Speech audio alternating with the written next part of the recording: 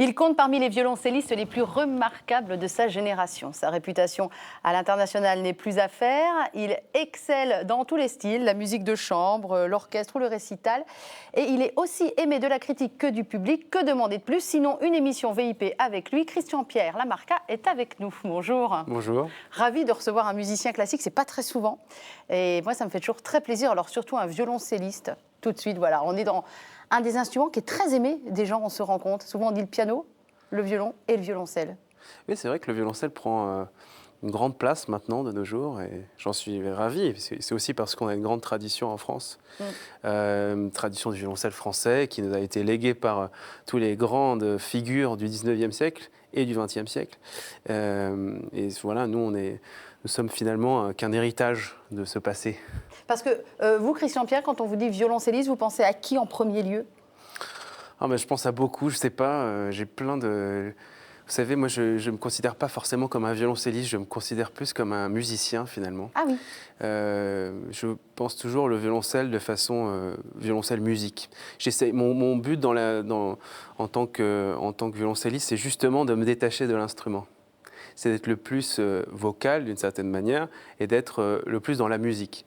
Je trouve que, finalement, pour réaliser quelque chose en musique, il faut dépasser le stade de l'instrument pour se focaliser uniquement sur la musique. Et c'est ça qui devient un grand défi, puisque vous enlevez toutes les contraintes techniques et les contraintes purement la petite cuisine, si vous voulez, et pour arriver à l'essence même de ce que vous faites. Alors c'est comme ça que se construit votre œuvre discographique, parce que les artistes font très attention à ce qu'ils vont sortir. Bien sûr, il y a la vie sur scène, mais il y a aussi la vie en disque. Ils font toujours très attention. Vous aviez sorti un premier disque, attendez, je le cherchais, Sony, c'était L'heure exquise, mélodie française. C'était quoi le but à cette époque-là? C'était mon tout premier disque, donc vous savez, il y a une sorte de... voilà, moi je voulais faire quelque chose qui me tenait à cœur. En fait, tous ces projets sont des projets qui sont nés depuis longtemps, qui trottent dans ma tête, parce que je suis d'abord un amoureux de la musique. Et les mélodies françaises, à ce moment-là, c'était très important pour moi. Et je trouvais que c'était très important de présenter le violoncelle avec toute sa vocalité, tout son pouvoir expressif. Et c'était une sorte de voyage autour de la mélodie et du chant, où le violoncelle, finalement, prenait la place de la diva. Et oh là là, voilà, on prenait un violoncelle pour chanter des choses que finalement, un répertoire qu'on ne pouvait pas jouer. Et après, je me suis attaqué, c'est vrai que sur le fond du problème, ce qui est le répertoire, c'est-à-dire les suites de Bach, c'est pour nous un peu le Graal. J'ai suivi... Ça, c'était le deuxième CD. Voilà. Et donc, j'essaye d'alterner, si vous voulez, un répertoire qui est ouvert au plus grand nombre et un répertoire très, très, très ciblé sur l'instrument. Parce que je trouve que le fait d'ouvrir son répertoire au plus grand nombre par peut-être des choses qu'il connaîtrait ou qui parlent aux gens, ça permet d'une certaine manière de les prendre par la main et de leur faire découvrir autre chose. Et je trouve que c'est un tout petit peu la mission de nos jours de l'artiste, si vous voulez. Et puis le répertoire du violoncelle est quand même, par rapport à d'autres instruments, est quand même plus limité aussi. Donc il y a besoin de décloisonner limité un petit peu. En même temps, tout ça est vrai et faux à la fois. C'est-à-dire qu'on a eu tellement de pièces incroyables dans le XXe siècle commandées par le grand Rostropovitch. Et c'est vrai que on a un héritage aussi de nouvelles pièces du XXe siècle qui sont extraordinaires, comme Shostakovich, Prokofiev, toutes les pièces russes, même françaises, Dutilleux.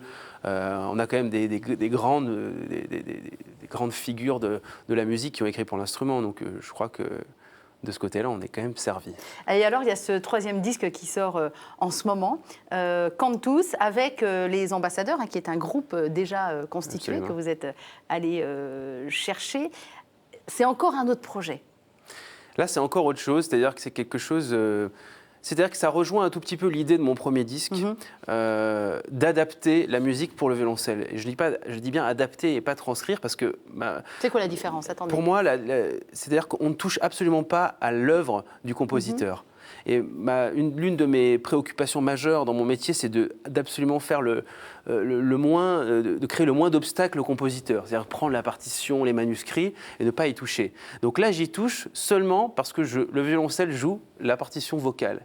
Mais la composition reste totalement fidèle à ce que voulait le compositeur. On n'a pas de transcription, on ne change pas la tonalité, on ne change rien. C'est juste que le violoncelle prend la voix. Et on aura peut-être pas la parole, le mot, mais on va essayer justement, et c'est là où c'est le défi, si vous voulez, c'est avec la musique, essayer de trouver tous les moyens qui sont en ma possession pour pouvoir passer le message. Dans un des 3 albums, je crois que peut-être c'est dans le bac, ou je ne sais plus, vous dites finalement le fantasme du violoncelliste c'était d'être chanteur. Mais vous savez, je pense que... Alors moi, ça m'a beaucoup touché depuis que je suis enfant, parce que j'ai déjà chanté dans des chorales d'enfants, etc. Et j'ai un rapport à la voix qui est très très particulier. En même temps, je pense que c'est le propre de chaque musicien. Vous voyez, quand vous avez un enfant qui va aller au conservatoire, la première chose qu'on lui dit, c'est « mais enfin, chante !» et donc, la vocalité, dans un instrument, dans la musique, elle est quasiment présente partout, à tous les stades de votre développement. Et d'autant plus au violoncelle, puisqu'on dit, et moi je le crois aussi... que c'est l'instrument le plus proche de la voix humaine. Exactement. De par son ambitus surtout, parce que c'est un instrument qui va vous aller chercher des tonalités graves, des sons rock presque, et puis vous allez pouvoir vous envoler vers des cimes. On n'aime pas trop ça d'ailleurs parfois. Mais voilà, c'est vraiment... Ça c'est passionnant, parce que ça vous permet de pouvoir prendre la voix d'un homme et la voix d'une femme avec le seul instrument. Alors, vous avez eu l'extrême gentillesse d'apporter votre violoncelle. On le présentera tout à l'heure aux téléspectateurs, déjà en tant qu'objet et qu'instrument. Et après, on pourra même vous entendre en direct dans l'émission. Mais on va d'abord écouter un extrait de Cantus. On a même un clip, en fait. Parce qu'aujourd'hui, les musiciens classiques ont aussi leur clip. Ça fait longtemps, d'ailleurs. Oui, enfin, on peut l'appeler clip, mais c'est surtout une vidéo pour montrer un tout petit peu comment se passe aussi un enregistrement et mettre en image un tout petit peu la musique. Voilà, le côté coulisses aussi, on aime bien. Exactement. On aime bien savoir. Donc justement, première approche du travail, de l'œuvre et du talent de Christian-Pierre Lamarca en images et en musique.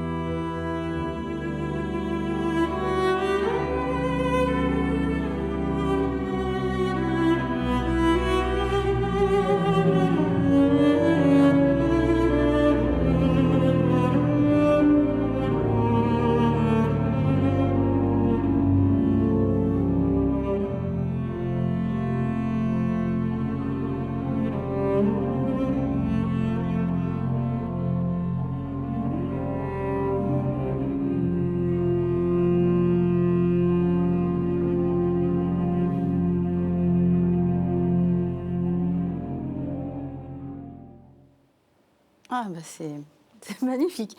Moi, je vais vous laisser nous expliquer ce qu'on a entendu. En ce temps-là, je vais me reprendre. Prenez en main l'émission, Christian-Pierre, allez-y. Non, mais c'est toujours... ouais, c'est ça le pouvoir de la musique, d'une certaine manière, c'est que on touche ce qui n'est pas touchable. C'est l'intouchable. Et je trouve ça extraordinaire parce que, par exemple, dans cette musique qui est de la musique sacrée, on rentre dans le fond de la musique. C'est-à-dire que je pense que les musiciens, tous les compositeurs qui ont écrit de la musique sacrée, sont des gens qui qui ont complètement excellé dans ce qu'ils faisaient. Et je trouve qu'ils ont livré des choses, des parties d'eux-mêmes, et ils nous ont légué cet héritage.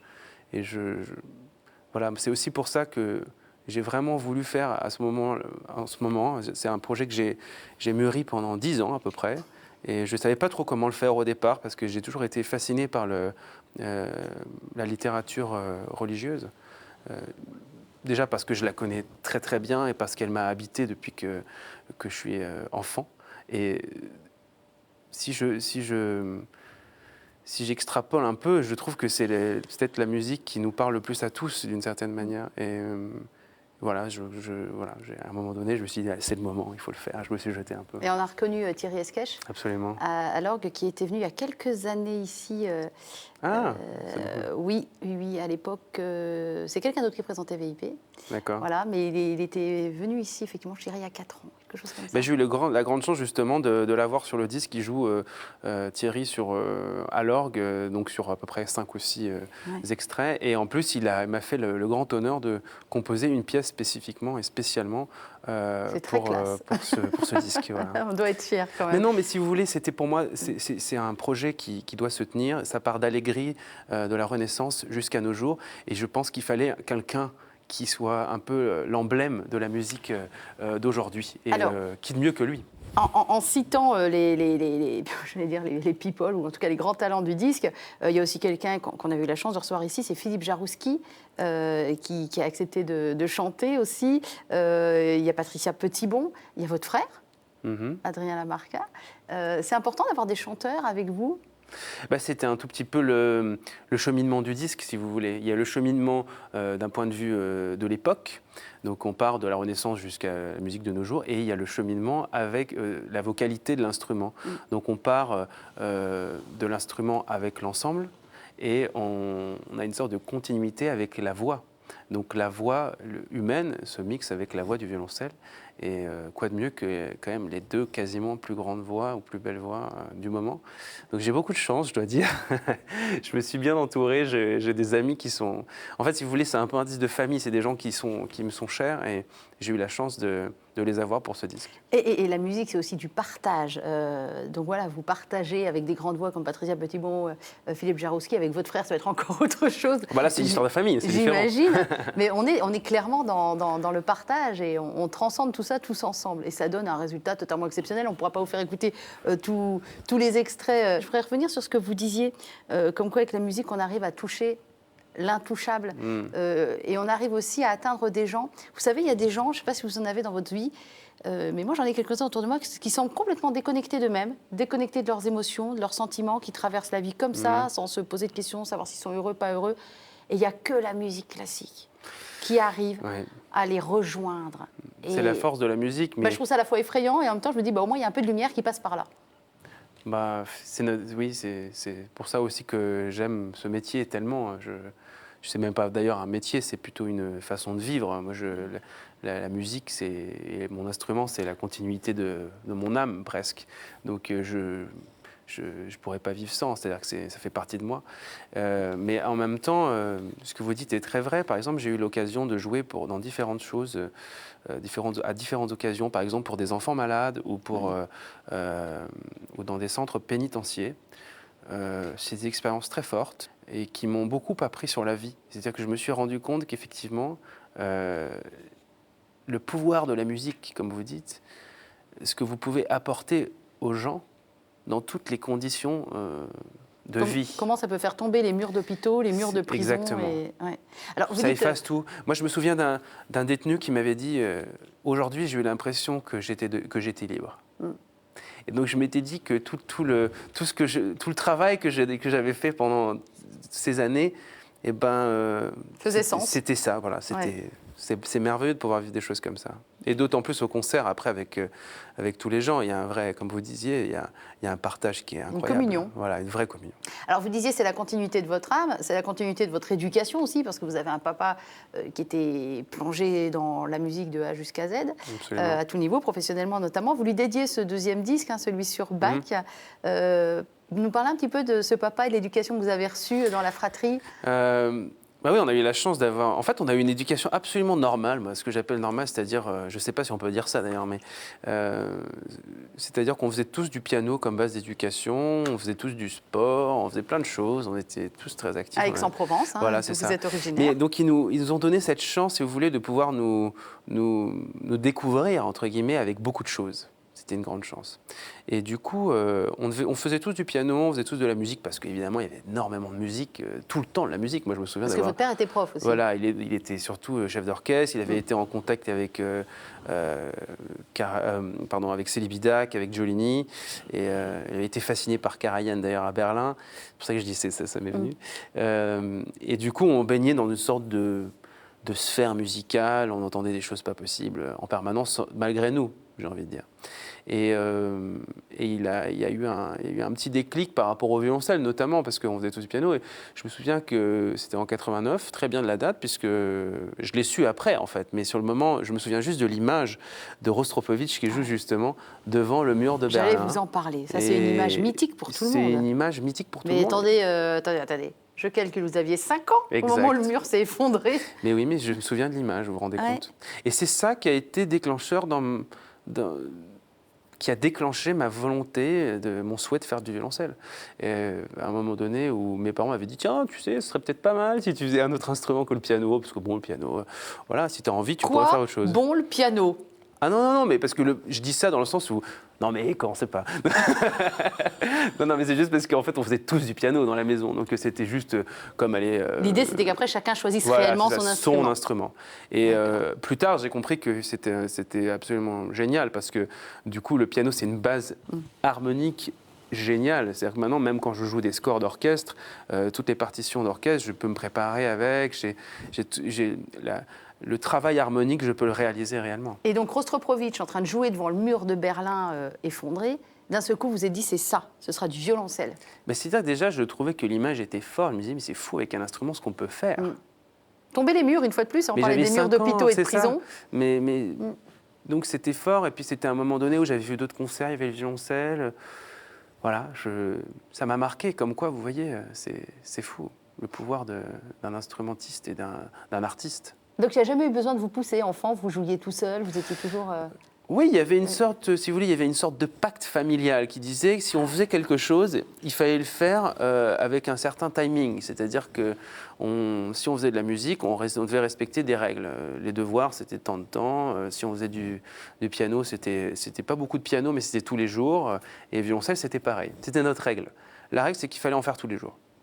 Et alors, la famille, justement, c'est drôle parce que votre frère Adrien vous accompagne sur ce disque. Vous dirigez aussi un festival de musique ensemble, le festival de Pommier. C'est où, Pommier? C'est entre Lyon et Saint-Étienne. Voilà. C'est paumé, mais c'est très beau. Mais c'est très joli. Et le donc je vous invite à venir. Et dirigé par ces deux messieurs. C'est marrant parce qu'on a tout de suite envie de penser aux frères Capuçon, un violoniste, un violoncelliste qui ont dirigé un festival longtemps, assez familial. Il y a des fratries comme ça, les sœurs Berthollet, les sœurs Labec. Bon, en ce moment, les sœurs Labec, ça date pas d'hier, ça date d'avant-hier même plutôt. Il y a souvent des fratries comme ça, des couples d'instrumentistes. C'est intéressant à observer. Mais je pense que ça existe dans tous les corps de métier, vous savez. C'est pas seulement en musique. C'est marrant, les cordonniers, on en parle moins. Hein. Bah ouais, mais bon. Mais chez les artistes, chez les acteurs, c'est la même chose. Il y a des filiations entre les pères et fils. Il y a des filiations dans tous les métiers artistiques parce que c'est un métier qui se transmet. On est obligé, à un moment donné, dans notre quête, on apprend, c'est un peu la règle de la vie, si vous voulez. Il y a un moment donné, vous apprenez, vous vous réalisez et vous transmettez. Et ça, c'est ce qui est le plus beau. Alors, j'ai promis aux téléspectateurs qu'on présenterait le violoncelle qui vous accompagne. Ce n'est pas n'importe quel instrument. Est-ce que vous voulez bien le... Alors, figurez-vous, je n'ai pas le droit de le toucher. Ah, ça doit être une histoire d'assurance, j'imagine. Non, même pas. Non, mais je suis un peu... Oui, bon, voilà. On a tous un peu notre tac, vous savez, avec les instruments. Non, pas moi. Donc, ce violoncelle, présentez-nous déjà cet instrument. De quand date-t-il? Quelle est son histoire? Est-ce que vous la connaissez? Je ne la connais pas intégralement parce que je ne me suis pas encore documenté plus que ça. Mais je sais que c'est un instrument qui est accompagné de grands instrumentistes. Ça, je le sais. Je connais leur nom, mais moi, je ne les connais pas. C'est un instrument de Jean-Baptiste Vuillaume, qui est considéré comme le Stradivarius français. Voilà. Donc voilà, on peut voir que c'est peut-être une des lutheries les plus incroyables qui existent en France, en tout cas. Et il date de 1856. 56. Voilà. Ni vous ni moi n'étions nés à l'époque. Voilà. Et pourquoi c'est si important d'avoir un violoncelle ancien? Qu'est-ce que ça Non, je crois que vous savez, il n'y a pas... Parce que c'est un son qu'on recherche, c'est une musicalité. Non, ce qu'il faut, c'est trouver l'instrument qui est en adéquation avec vous. Et pourquoi celui-ci est en adéquation avec vous, Christian Parce Pierre? que je l'ai vu au fin fond d'un magasin un jour et il n'était pas du tout à vendre au départ. Je l'ai vu et je l'ai trouvé sublime déjà. Et vous avez soudoyé le vendeur. Et j'ai demandé au vendeur, mais qu'est-ce que c'est que ce truc? Il faut absolument que je l'essaye, c'est pas possible. Et voilà, et à l'époque, je jouais un Stradivarius justement, puisqu'on m'avait prêté, que le groupe LVMH m'a gentiment prêté pendant un petit moment, pour faire mon disque bac d'ailleurs. Ouais. Et j'avais eu des grands instruments italiens. Et j'ai eu la chance... Plus ancien que celui-là, d'ailleurs. Encore plus ancien, donc de 1700, c'est ça. Donc j'ai eu la chance d'avoir des grands instruments qui ont suivi des grandes personnalités. Donc ça m'a beaucoup appris aussi. Pourquoi il y a une mémoire de la musique dans l'instrument? Non, mais vous savez, ces instruments, ils ont un vécu, donc ils ont un son, et ils ont il y a une façon de les jouer. Par exemple, Stradivarius, c'est un instrument qui est très difficile à jouer, je trouve. Et tous les gens vous le diront. Les Stradivarius, il y a presque un apprentissage sur l'instrument. D'accord. Et qui est très personnel, parce qu'il faut que vous arriviez à rentrer en résonance avec l'instrument. Et ça, c'est ce qui compte le plus. Et sur le Vuillaume, alors, c'est plus simple sur le Vuillaume, c'est pas du tout la même façon de façonner le son. Sur un italien, vous avez plus de profondeur dans la corde, et un instrument français est toujours un tout petit peu plus direct. Alors, est-ce que vous voulez bien nous faire entendre la résonance de oui, bien sûr. votre violoncelle? Qu'est-ce que vous allez nous jouer? Je sais pas. Non, je rigole. Je vais jouer le prélude de la première suite de Bach. Voilà. Alors, on vous si vous êtes d'accord. Oh, alors là, moi, vous pouvez jouer pendant 5 heures, je ne bougerai pas de mon fauteuil. Je vous écoute.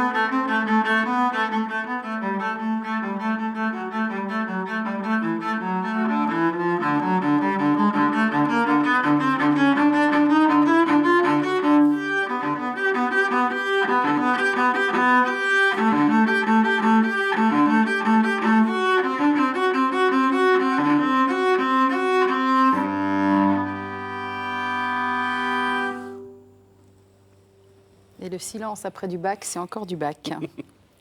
Merci infiniment. Vous savez que c'est très émouvant d'être genre seul public face à vous. Je sais qu'il y a tous les téléspectateurs et auditeurs derrière nous, mais quand même, je le prends pour moi. Ah, ça me fait plaisir. Je vais demander à notre deuxième invité de venir nous rejoindre sur le canapé rouge de VIP, Clémentine Stepanov, si elle arrive à marcher. Oui, c'est bon. Je suis toute fébrile là. Clémentine, bonjour, installez-vous.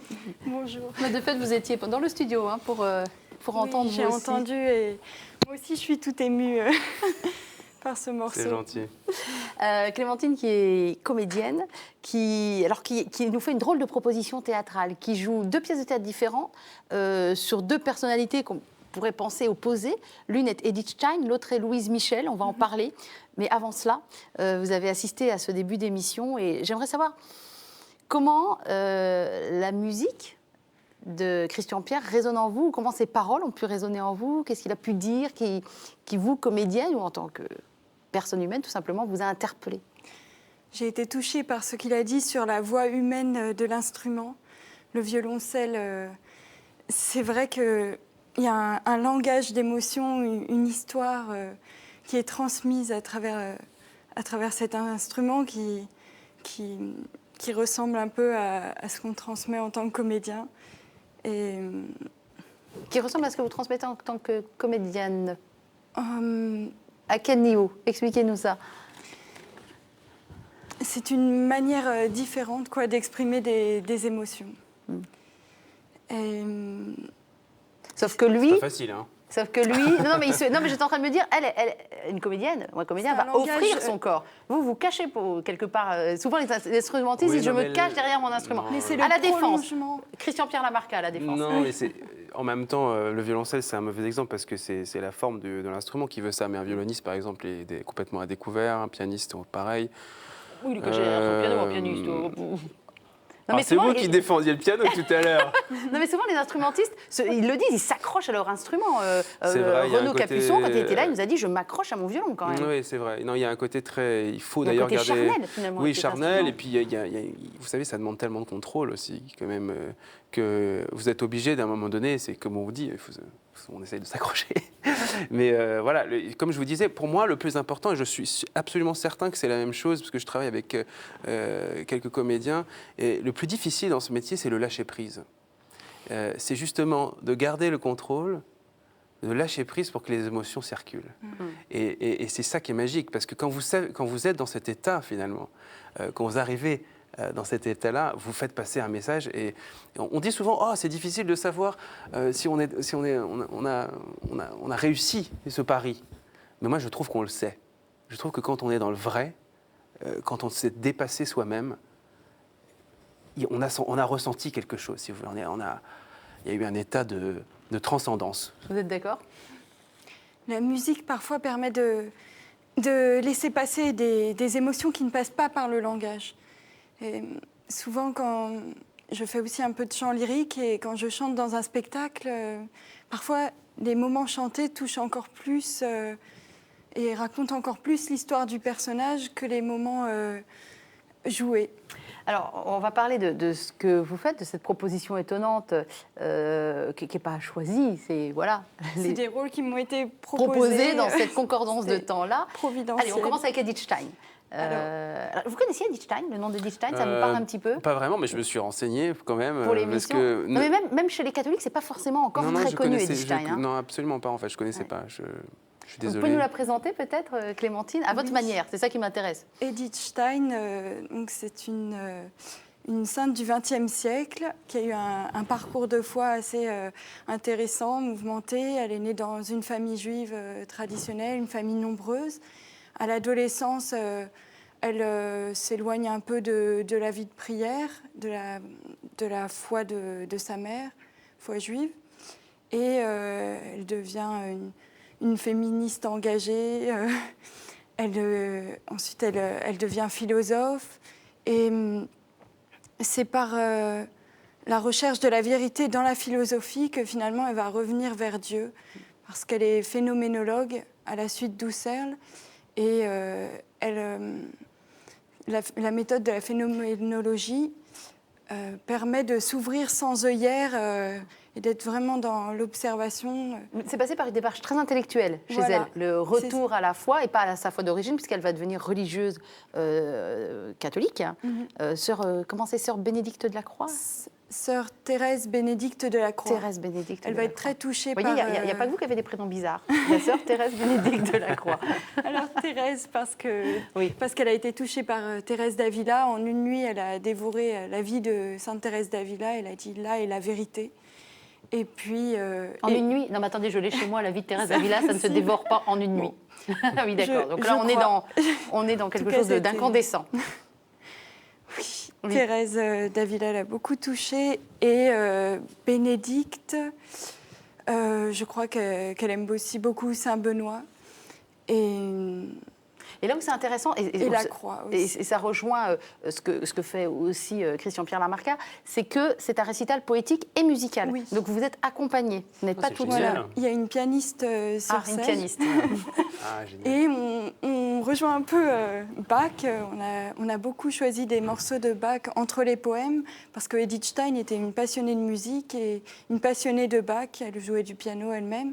Donc on a choisi les morceaux qu'elle aimait et qui évoquaient un peu le parcours spirituel, qui suivait la tension dramatique de son chemin de foi. Et c'est une pièce que vous jouez là où on vous appelle. On vous appelle dans des abbayes, par exemple, on vous appelle dans des paroisses. D'église en église, dans les diocèses. On a joué à Besançon, à Verdun cette année. Et donc on est prêt à venir jouer. Vous allez jouer à l'abbaye de Marcillac? Ça, ce sera un autre spectacle. Ce sera Port-Royal de Monterland. Ah oui, c'est le spectacle d'après, c'est vrai. En début août. Ouais. Ouais. Et alors, donc Edith Stein, qui est encore, je disais, pas encore très très connue non plus dans le monde catholique, donc il y a un vrai besoin de la faire découvrir. Et puis alors, j'allais dire à l'opposé, mais vous allez me dire, mais non Emmanuel, pas tant que ça, mais je le dis quand même. À l'opposé, on a Louise Michel, autre féministe, mais alors pour le coup totalement laïque, égérie de la commune. Quelque chose de très sacrificiel chez elle aussi. Comment vous la présentez, vous, Louise Michel? Louise Michel, une femme pleine d'humanité et pleine de charité. C'est ce qui me touche avant tout chez elle. On l'appelait la sainte laïque parce qu'elle était vraiment dévouée aussi fort qu'une mère Teresa aux pauvres, quoi. Et après, elle a eu tout un cheminement politique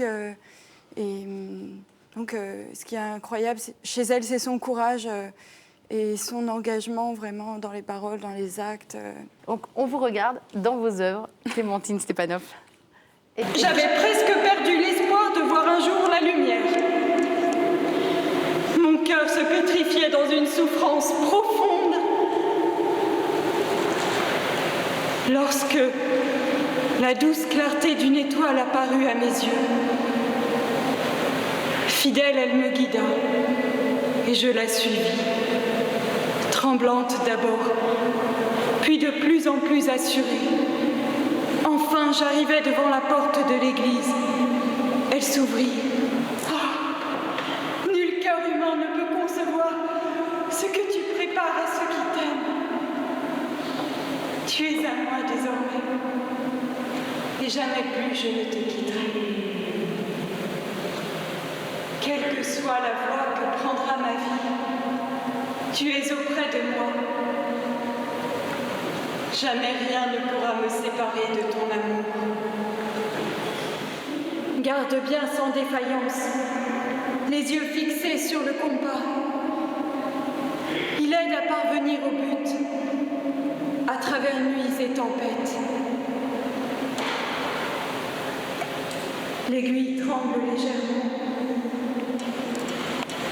puis redevient immobile.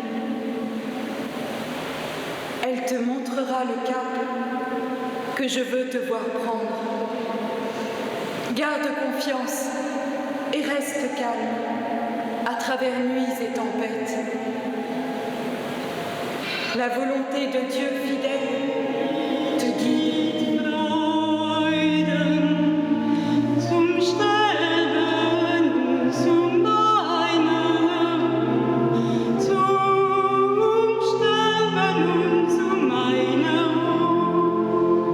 Là, on a une première proposition qui n'aura rien à voir avec ce qu'on va voir en termes d'image et même de prise d'image d'ailleurs. On est dans une proposition extrêmement, on va dire, chrétienne. Et c'est le but. On est dans une proposition d'évangélisation. Oui. On est d'accord. Comment vous réagissez à cela, Christian-Pierre? Ça me touche, je trouve ça très engagé d'une certaine manière, parce que j'admire dans le parcours de ces deux femmes, féministes, vraiment à 100%, même à 200%, et je trouve que c'est un parcours de foi qui est assez incroyable. Je trouve que c'est... Il y a quelque chose qui m'a quand même sidéré dans le parcours d'Edith Stein, c'est ce rapport à la phénoménologie, en fait. Parce que dans la musique, c'est quelque chose qui est très présent et qui a été analysé par quelques personnes, et notamment par Célie Bidac. qui a eu une grande réflexion là-dessus. Et c'est pour ça que je dis ça un peu en aparté, parce que je trouve ça très intéressant. Moi, ça m'a beaucoup marqué. C'est un legs que j'ai eu de mon père. Il disait qu'en fonction de l'acoustique, un son avait une résonance qui était différente. Et c'était sa croyance. Et je pense que ça rejoint cette croyance. Et que finalement, c'était quelqu'un qui pouvait jouer une pièce 2 fois plus lentement parce qu'il estimait que le rapport au son et de l'acoustique était différent et que la perception pour arriver entre une tension et une détente dans une phrase était différente. Et donc je trouve que c'est assez fort et je trouve que c'est quelque chose que je prends énormément en considération dans le rapport de la structure du son, si vous voulez. Et je pense que ça rejoint un tout petit peu aussi la façon et la diction et la façon dont vous approchez votre texte. Je trouve que c'est ça qui fait que c'est prenant à un moment donné. Et on sent bien que dans une église, par exemple, il y a tout un travail à faire pour que ce soit pas trop rapide. Avec l'écho. Pour que, voilà. Et c'est quelque chose qui m'a marqué dans son parcours. Bah ça, c'est du débrief. Hein. Vous avez envie de lui répondre, Clémentine? Oui, c'est vrai qu'il faut s'adapter à l'acoustique. Dans une église, on peut pas toujours chuchoter ou être aussi intimiste que sur une scène de théâtre. Mais là, à l'espace Bernanos, ce sera un auditorium, donc il n'y aura pas le problème de l'écho. Mais je me permets, en tout cas, quand je joue dans les églises, de me rapprocher, d'entrer dans les rangs, de m'adresser au public. Un peu comme dans Louise Michel aussi, parfois je monte dans les rangs et j'aborde les spectateurs d'une manière différente. Alors, on va en parler dans 2 secondes de Louise Michel, la Louve. Si on devait coller un animal, une totémisation à Edith Stein, et Louise Michel, la Louve, Edith Stein, ce serait quoi? Alors, parce qu'on dit Louise Michel, la sainte laïque. Donc ça y est, on a transposé d'un côté, maintenant on va transposer de l'autre. Oui. Alors, Edith Stein, j'ai pensé à la chouette, parce que... La chouette c'est le rigolo. symbole de ma ville, mais alors ça m'intéresse. Pourquoi donc la chouette? Parce que c'est le symbole de la philosophie, de la sagesse. C'est un animal qui représente Athéna aussi, je crois. La philosophie et la sagesse. Donc j'ai pensé à ça. Et puis, on ne connaît pas trop la facette comique, humoristique de Edith Stein, mais elle non, aimait ça ressortait bien... pas beaucoup, là. Ça, on va être d'accord. Là, c'est des poèmes qu'elle a écrits dans la tourmente de la guerre pour s'accrocher à Dieu. Mais elle a un côté aussi où elle écrit des petites pièces de théâtre pour sa famille. Elle a beaucoup d'humour. Elle a une grande acuité, une grande intelligence pour dresser des portraits des personnes qui l'entourent. D'où la chouette. Voilà. Et aussi, j'ai pensé... en fait, la chouette voit dans la nuit et Edith Stein réussit à voir, découvre la lumière du Christ en plein milieu de la nuit. On n'a pas dit comment elle était morte. Elle meurt en camp de concentration. Voilà. Et donc, c'est les ténèbres du XXe siècle. Et les poèmes du spectacle ont été tirés du recueil Malgré la nuit. Et voilà, Edith Stein, c'est une femme qui va réussir à voir la lumière, l'espérance de Dieu en plein milieu de la nuit. Et c'est là qu'elle va trouver l'espérance, quoi. Alors, Louise Michel, maintenant, on va faire pareil. On va regarder, donc, autre style de captation, on est au théâtre. C'est autre chose, une autre proposition. Et pareil, on débriefe aussi intelligemment que vous venez de le faire. Vous avez vous-même hissé le niveau, Christian-Pierre. Moi, j'ai pas voulu. Vous accrochez. C'était malgré moi. C'est parti. Nous avons chanté le chant des communards pour dire que nous étions toujours les pétroleuses de l'espoir. Quand nous chanterons le temps des cerises et guerre aux cignoles, les merles moqueurs seront tous en fête. Les belles auront la folie. La communarde, la vierge rouge, est désormais prête à s'attaquer aux honnêtes gens. Tremblez les boulangers. Après avoir jeté la tête du roi dans le panier, le bourgeois a voulu détenir tous les pouvoirs. Les mineurs doivent être soutenus dans leur lutte. Leurs conditions de vie et de travail sont inhumaines.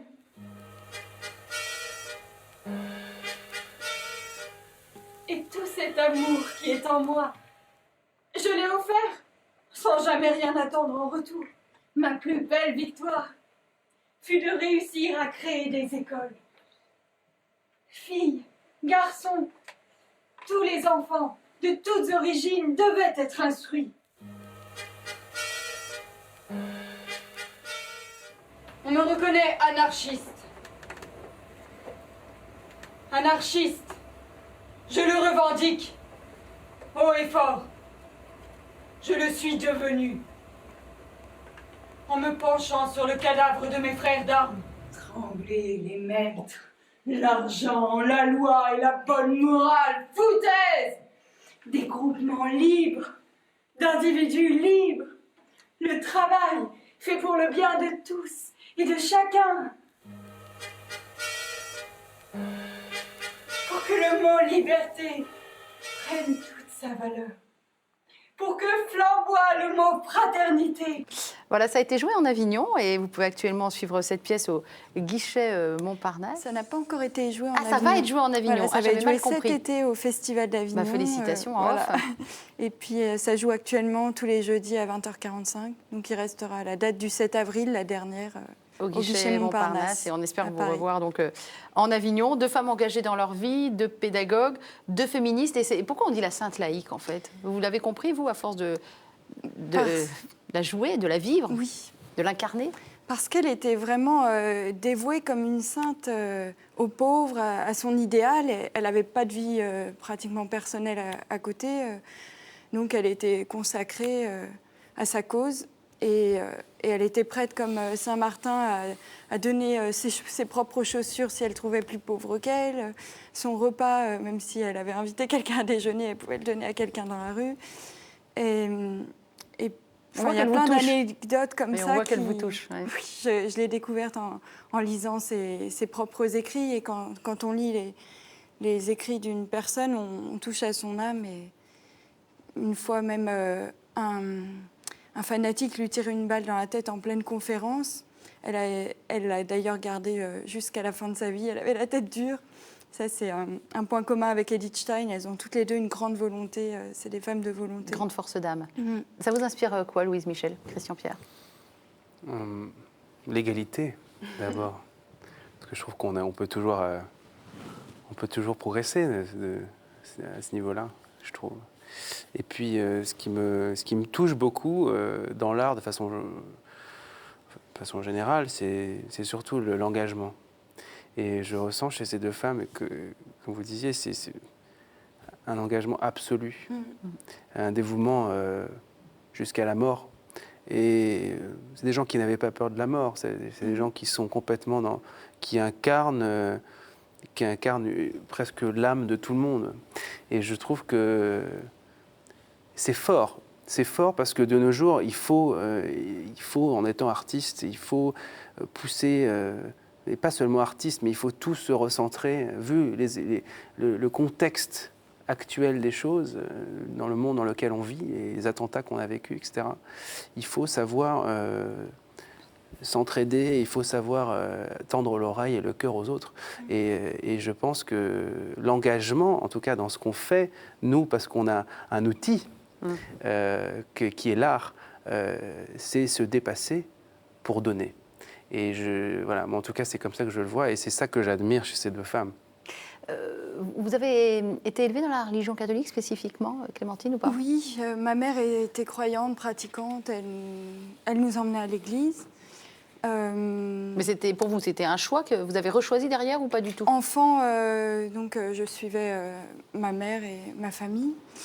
Et après, à l'adolescence, je me suis un peu éloignée de la pratique, en tout cas parce que j'étais dans un mouvement de scout laïque. Du coup, tous les week-ends dans les bois, l'aventure, le sport, mais plus de pratique religieuse. Et puis, finalement, c'est revenu, durant mes études littéraires en prépa, la soif d'une spiritualité, l'envie d'approfondir ma foi. Et j'ai fait ma confirmation à l'âge adulte. Ah oui. Ça fait pile 10 ans, là, ça va être l'anniversaire. Et du coup, depuis, je chemine, j'essaie de toujours approfondir ma foi. Donc, c'est pas un hasard, finalement, si ces rôles vous sont proposés, j'imagine que les personnes qui vous ont proposé ces rôles sentent chez vous une quête d'absolu, une profondeur, quelqu'un qui travaille, qui se nourrit, et qui se nourrit de ces personnages. Quand vous parlez de vos deux personnages, que ce soit Louise Michel et Edith Stein, on sent que ça vibre à l'intérieur, même si vous êtes toute timide, toute très calme, très posée aussi, on sent que c'est vibrant. Oui, je suis vraiment passionnée par ces personnages et c'est vrai que mon métier, souvent, les rôles m'ont permis d'avancer dans ma foi. Il y a eu souvent des rôles de saintes, Mais oui, j'ai vu Thérèse ça. Attendez. d'Avila, des personnes. J'ai vu pas mal de gens, effectivement, Thérèse d'Avila, oui. Il y a eu le spectacle Une femme nommée Marie de Robert Hossein qui m'a fait découvrir Lourdes. C'est grâce à ce spectacle que j'ai commencé à prier le chapelet. Parce que le spectacle vous emmenait à Lourdes. Parce que Merci Robert. ça m'a fait découvrir Notre-Dame de Lourdes, Bernadette et tout ça. Et puis, indépendamment de ces femmes identifiées catholiques, quand je regardais ce que vous avez fait au théâtre notamment, il y a quand même des femmes fortes. Hein. Clara Schumann. Ah oui, ça Ah c'était voilà, ça y est. Et les Allez, on est en lettres d'amour. territoire connu. J'adore. Robert et Clara Schumann. C'est d'un romantisme, c'est d'une douceur, d'une passion. Ça vous... je vous invite à lire. En plus, ça vient de ressortir, je crois, en poche. Il y a un très beau bouquin, je ne sais plus quel est l'éditeur, mais c'est absolument somptueux. Ce sont quoi, les lettres d'amour entre Les lettres Clara d'amour, voilà. et Robert entre, Schumann ouais, entre les deux. Et qui dit Schumann dit Brahms, pas très loin. Évidemment. Non, mais c'est... Ah, mais c'est histoire de musicien, si vous saviez. on n'a pas envie de En savoir. tout cas, là, c'est beau. C'est un couple qui est uni à la fois dans leur histoire d'amour romantique, amour impossible, parce que le père est contre. Il ne veut pas, le père de Clara, qu'elle épouse un artiste. Et puis, et après, unis dans la musique. Après, C'est pour ça il qu'il a compose épousé une pour artiste, elle, comme ça enfin. il est débarrassé. Voilà. Ils se comprennent. Non, mais c'est vrai que Voilà. c'est une histoire magnifique. Je vois que vous avez interprété Phèdre. non, pas Phèdre, Aricie dans Phèdre. Voilà. Ondine. Ondine, ça, c'était un rôle magnifique. Ouais, là aussi, Ouais. on est avec je ne sais belle pas comment le dire histoire autrement, une nana qui a de la d'amour. poigne. Donc, vous dites une belle histoire d'amour, d'accord. Mais oui, une femme de caractère, Ouais. petite Ondine. qui se bat. Il y a des personnages comme ça, une attirance vers les rôles assez forts. Alors que vous paraissez toute fragile, toute menue. C'est intéressant, ça dénote une force Il y a un peu intérieure. tout, il y a la force, la fragilité dans tous Ouais. ces personnages. Et Zuch, vous avez parlé de Port-Royal tout à l'heure. Vous pouvez nous dire deux Oui. mots de ce... C'est quoi, c'est un projet ou c'est déjà en C'est un travail? spectacle qui est en répétition D'accord. et il sera créé le 4 juin à Eux, dans une collégiale. En Normandie. Voilà. Et Et de puis quoi repris- cela parle-t-il? Donc, c'est l'histoire du jansénisme et des Oui, persécutions Port-Royal. des religieuses jansénistes au XVIIe. Et donc, c'est... Une petite pochade pleine d'humour.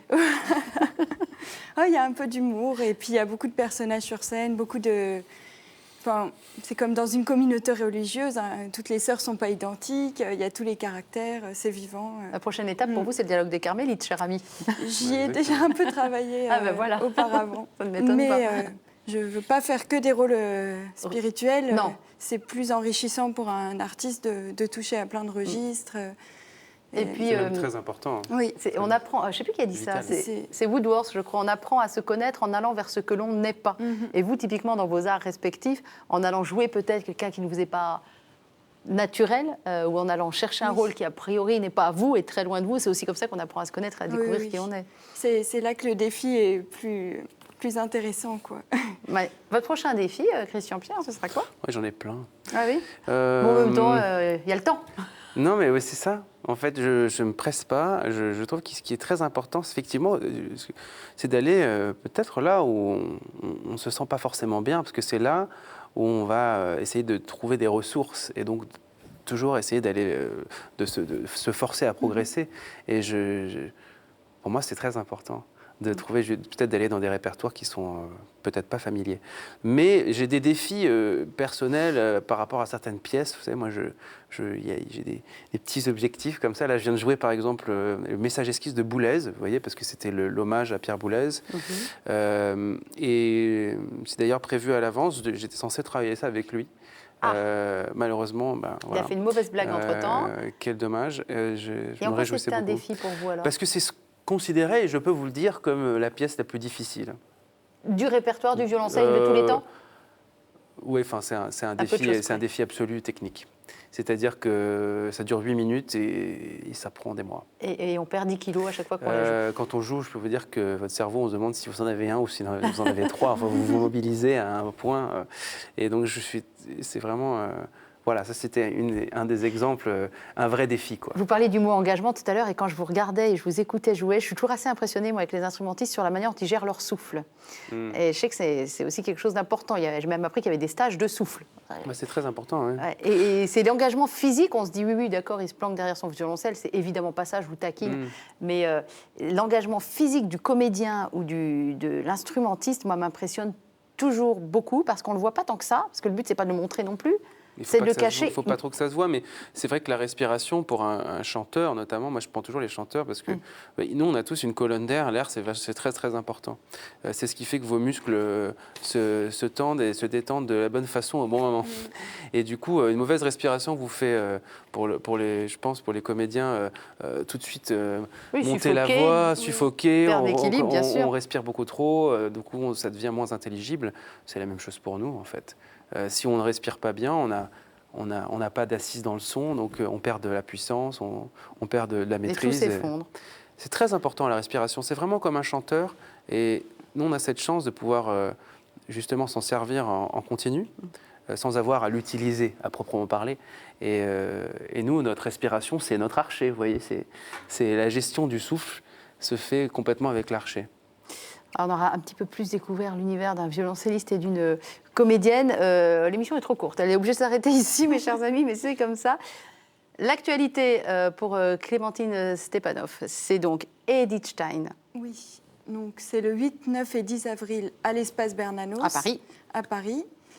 Et puis, il y aura aussi une date le 22 mai à Champigny-sur-Marne. Et puis ensuite, c'est à la demande. S'il y a des églises qui sont intéressées dans les paroisses. Des églises, des AFC, enfin tous ceux qui peuvent être intéressés. Et puis, Louise Michel, donc la Louve, là, en Avignon cet été, on a compris, et actuellement au Guichet Montparnasse à Paris. Voilà, jusqu'au 7 avril, ce sera la dernière.